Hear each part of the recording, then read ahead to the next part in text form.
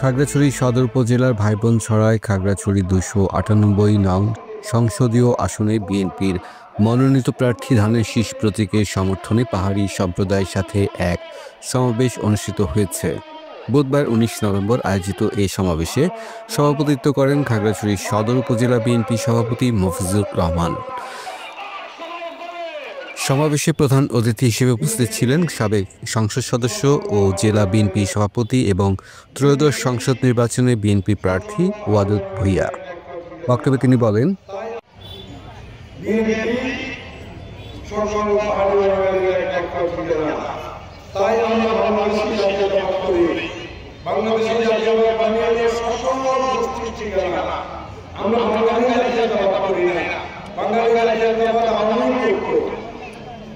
আমরা বাংলাদেশের মাটিতে যারা বাস করে থাকে, ঘর করে, চাকরি করে, ব্যবসা করে, চাষ করে, সবাই আমরা সেরা করি।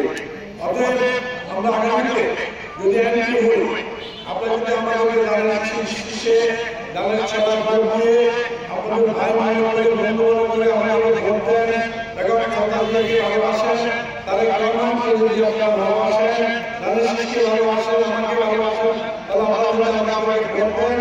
তাহলে আমরা এই অঞ্চলের পাহাড়ি এলাকাতে এমন একটি সংসদীয় ভবন সৃষ্টি করব, যে সংসদীয় ভবন হবে আমাদের প্রথম হবে একজন বিশ্বাস, দ্বিতীয় হবে আমাদের বন্ধুত্ব, তৃতীয় হবে আমাদের আস্থা।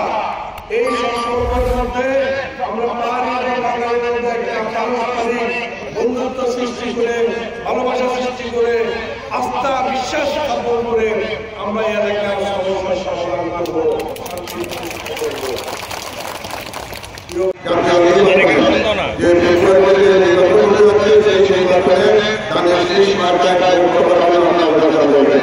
আপনারা জানেন 2001 থেকে 2004 পর্যন্ত আমাদের যখন আপনাদের প্রতি নির্বাচিত হয়েছেন।